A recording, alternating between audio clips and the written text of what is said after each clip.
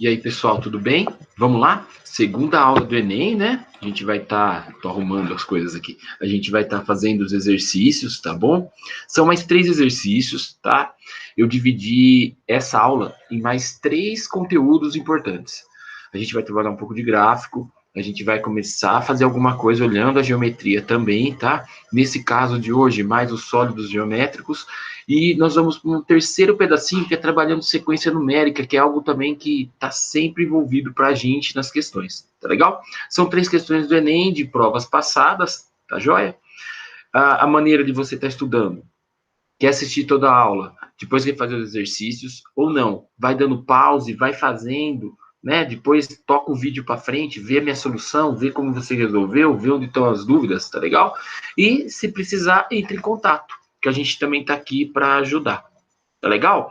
Então vamos lá, pessoal. Vou compartilhar a tela, a gente inicia a nossa aula de hoje. Só um minutinho. Vamos lá.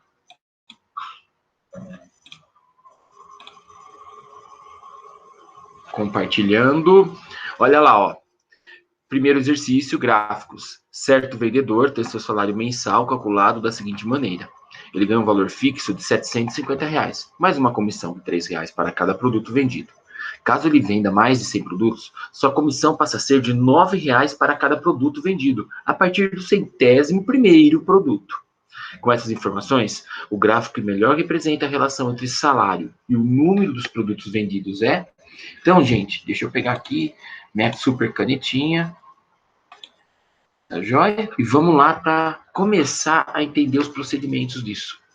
Então, ó, eu tenho vários gráficos de solução. Eu não vou me apegar nesses gráficos agora. Eu vou passar, nós vamos conversar um pouquinho da resolução. A partir dali, a gente volta para os gráficos. Vocês vão ver que fica muito tranquilo da gente estar achando a solução. Fechou? Então, só um minutinho aí que a gente já vai indo. Olha lá, ó. Vou passando, cheguei no último gráfico. Pessoal, então vamos lá. Vamos analisar primeiro todo o conteúdo, né, nessas questões. Primeiro, todo o conteúdo que eles estão falando. Então, vamos lá. Ó. Primeiro conteúdo, ele deu um valor fixo que vale R$ 750, certo? Depois, ele fala para a gente que até o 100º produto, temos R$ 3 de comissão para cada produto que o vendedor conseguir vender. E depois, eu já coloquei aqui, ó, que a gente ia descartar com isso 2 gráficos. Só que vai ficar melhor do que isso. Não vão ser apenas 2 gráficos. Por isso que eu não vou voltar. Eu vou deixar a coisa agora caminhando com a minha resolução, aí eu volto para ver que a gente vai matar todo o exercício só com esse passo. Aí não precisa ficar indo e voltando aí para descartar. Fechou? Então vamos lá, ó. Pensando na comissão, nós temos. Gente, são 100 produtos vendidos a R$ 3, ele vai fazer R$ 300 de comissão. Como ele já tinha aqui, ó, 750 que é fixo, independente do valor da quantidade de produto que ele vai vender, então, ó, se eu somar os 750 com o 300, eu sei que no 100º produto, o valor dele será 1.050. Pensando nisso, eu vou voltar, agora sim, vou voltar nos gráficos, ó. Vamos voltando junto aqui. Vamos lá, voltei aqui de uma vez, voltando. Olha lá, ó, primeiro gráfico. Gente, vamos recordar um pouco o que é um gráfico. Eu tenho 2 eixos, certo? Para a gente pensar um pouco mais matemático, lembra? É o eixo do X, o eixo do Y, que a gente sempre trabalha. Aqui eu dei nome aos eixos, porque eu estou dando um problema para vocês. E nesse problema, ele fala de produtos vendidos e salário ao final do mês, certo? O que você tem que guardar? Primeira posição que nós estamos trabalhando é esse 100 aqui, ó, que é o número de produtos vendidos. E no 100, eu tenho um salário de 1.050. Mais uma vez, não vale rir do professor, porque eu estou escrevendo isso com mouse, vocês não sabem a habilidade que tem que ter, mas está aqui, com os 1.050, certo? Vou melhorar um. Ficou lindo. Olha lá. E aí, o que a gente vai fazer? Nós vamos começar a analisar o que acontece no 100º. No 100º, tem que dar 1.050. Então, se eu pegar o primeiro aqui, gráfico, tá bom. Ele passou de 1.000, tá lá no 1.050, só que tem um problema, né, gente? A partir do 100º, né, é lógico, ele vai sair do 750, que é o custo. Se ele vendeu 1, 2, 5, 10 aparelhos ou nenhum, o 750 tá garantido. Mas aí o que eu vejo? Que no 100º aqui, ele continua crescendo de maneira constante. E a gente sabe que não é isso, porque a partir do centésimo primeiro, ele vai gastar quanto, pessoal? Ele vai ganhar, na verdade, quanto? R$ 9 de comissão. Então, a reta muda, ela não mantém a inclinação constante, certo? Então, esse gráfico está fora. Esse também está fora. Olha só, vai no centésimo, tá vendo? Ó, foi no centésimo, vai lá. Cadê o 1050? Tá aqui. Tá vendo? Você já fez esse valor. Esse, então, não perdemos nem tempo. Tá fora. Aí eu venho pro próximo. Dá uma olhadinha, galera. Constante, mesmo no centésimo. Então, cadê a comissão daqui? Prometeram uma coisa, fizeram outra? Não, né? Tá fora. E esse cara também, ó, constante, totalmente errado, né? Tá vendo, galera? Eu falei que 2 gráficos eu tiraria de uma vez, mas como a gente já fez a conta, já fui tirando o resto. Sobrou o último gráfico. Vamos voltar às nossas considerações. Olha só, gente, no centésimo, tá lá, ó, o 1050, marcadinho. A outra coisa muito boa disso aí tudo é que a partir do centésimo primeiro, ele muda a inclinação da reta. Por quê? Porque a comissão é maior, vai passar a ser 9. Então tá aí o exercício, né? Tá pronto, ó. Qual que é a alternativa? O último gráfico. Beleza? Vou colocar aqui algumas considerações, mas para a gente fazer a leitura, considerando de novo o que acontece a partir do centésimo primeiro. Mas tá aí, gente, a resolução. Tá joia? Então, ó, sempre isso. Tem um olhar prático, usa a matemática a teu favor na hora que você for fazer essas contas. Tá legal? E lembrando a questão dos eixos aí, tudo bonitinho, para interpretar o gráfico de maneira correta. Tá joia? Vamos lá, próximo exercício. Opa, chegou aí o que eu tinha falado, ó. Tô trabalhando aí um sólido geométrico, né? E aí, eles vão falar o seguinte, vamos dar uma leitura, né? E aí a gente parte para a resolução. Olha o que ele fala. Alguns objetos, durante a fabricação, né, necessitam passar por um processo de resfriamento. Para que isso ocorra, uma fábrica utiliza um tanque de resfriamento como mostrado na figura. Se a gente observar aqui, ó, o tanque está com todas as dimensões.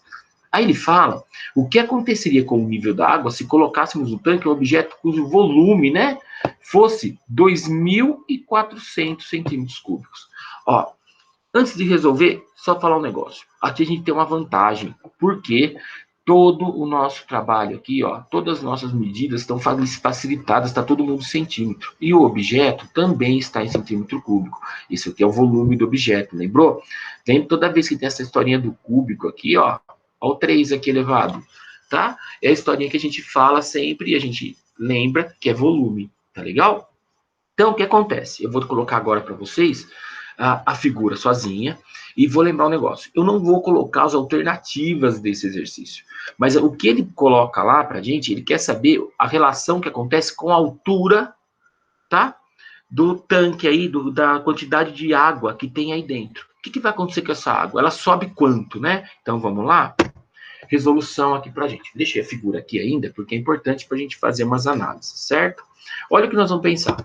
Primeiro, eu tenho que trabalhar em cima do volume que eu vou colocar a peça aí dentro, o volume da peça, que é 2.400 centímetros cúbicos, certo? O que vai acontecer naturalmente, gente, com esse volume da água aqui, que ainda falta 5 centímetros para chegar lá no topo, quando eu jogar uma peça aqui dentro? Vamos pensar.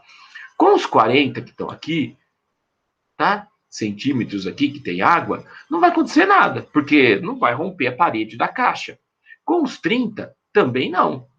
Então, isso aqui está fixo. O que vai mudar? A altura, né, gente? Vai mudar aqui, ó. O que vai acontecer com o volume de água aí, né? Com a altura da água? Ela vai subir um pouco.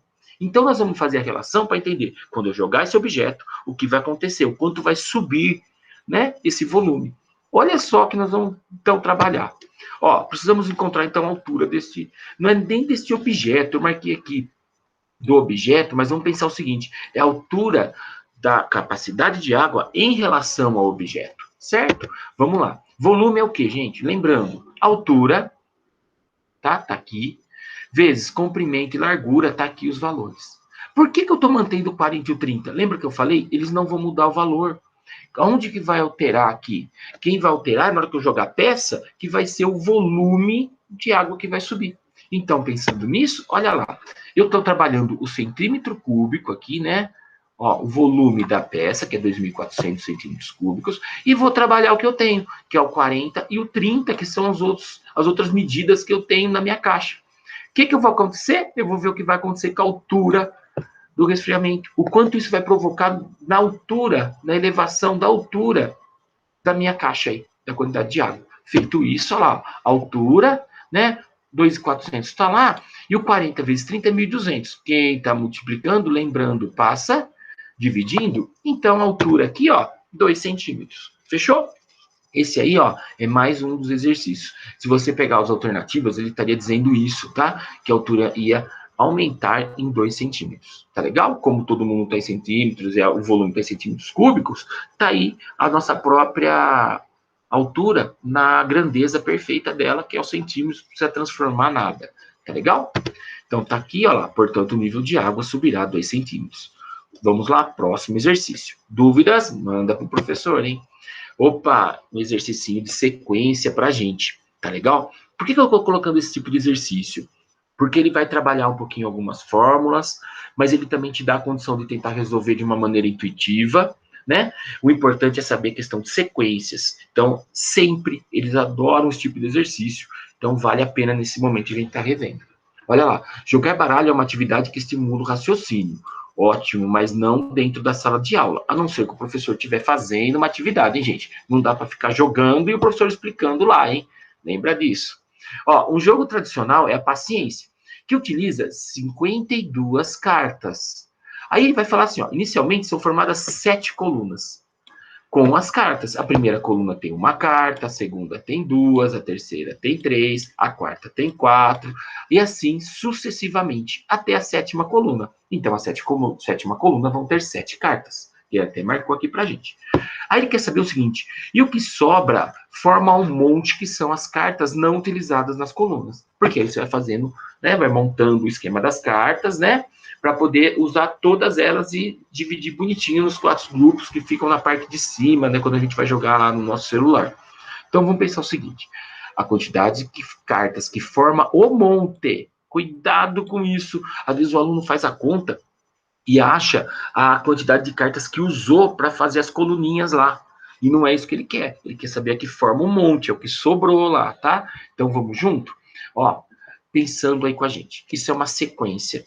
Se é uma sequência, a gente tem uma progressão. E agora eu começo a recordar uma coisa com vocês, né? Percebeu que é o seguinte? A primeira coluna tem uma carta. A segunda coluna, 2. A terceira coluna, 3. Então, nós estamos ampliando com uma razão de 1 em 1. Então, eu estou somando. Quando eu somo, vou colocar aqui para adiantar. Somei a razão. Sempre é uma PA. Nem recordou? Progressão aritmética.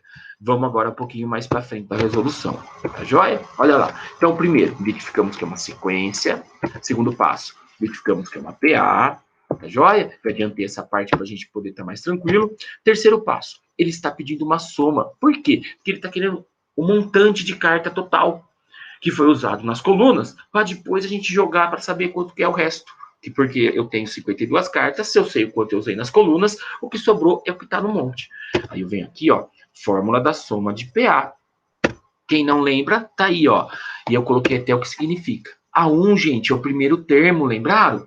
Olha lá, e vale 1, né? Por que vale 1? Porque na primeira coluna só tem uma carta. A N é o último termo, é o que está lá na sétima coluna. E na sétima coluna tem quantas cartas? Tem 7, né? É o AN mesmo, é o último termo. O N é o número de termos. Lembrou, gente? 1, 2, 3, 4, 5, 6, 7 colunas, então 7 termos. Legal? E aí, dividido por 2, tudo tranquilo, né? Jogando na formulinha que tá lá, ó lá, ó. 1 mais 7 vezes 7 dividido por 2. Lembrando que primeiro eu resolvo parênteses, depois eu multiplico. Feita essa conta, deu 28, certo? Bem feito isso, acabei o exercício? Não, né, gente? O que eu tenho que fazer? Como o baralho tem 52 cartas, eu vou fazer 52 menos 28 e a resposta é 24. Fechou? Gente, é assim, ó. Nesse exercício, é legal vocês terem essa história de sequência. Como ele deu 7 coluninhas e contou para vocês o que acontece nas cartas, você poderia somando. Ah, professor, esqueci a fórmula de PA. Posso ir somando depois a quantidade que deu, descontar lá do total de cartas, que é o 52? Pode também, tá legal? É assim, ó, a gente dá algumas maneiras, e a partir dessas maneiras, a gente vai se colocando dentro do conceito matemático e vendo que maneira a gente consegue resolver. Tá joia? Então, beleza, ó. Vou zerar aqui o compartilhamento, tá bom? Vou voltar lá para a tela, só um minutinho. Vamos lá. Tô aqui de volta. Pessoal, então é assim, ó. Foram 3 exercícios. Resolvam, tá legal? Qualquer dúvida, entre em contato comigo, tá joia? Perceberam que eu tô pegando vários conceitos? Porque a ideia é preparar vocês para chegar lá no final do ano. Seja para prestar lá, fazer um curso técnico, seja para ir para a universidade e correr atrás mesmo do vestibular, é para correr atrás do Enem, né? Então, assim, tudo isso é válido nesse montante, nessa situação que a gente está encarando. Boa sorte para vocês. Com dúvidas, manda para mim, tá? E a gente vai conversando. Google Classroom, Centro de Mídias, WhatsApp, tá bom? E quem estiver assistindo o vídeo, pode deixar um comentário no YouTube, a gente também vai conversando sobre isso. Tá joia? Pessoal, boa sorte para vocês, obrigado mais uma vez e até a próxima aula aí, aula 3, Enem de novo. Tá joia? Valeu, obrigado.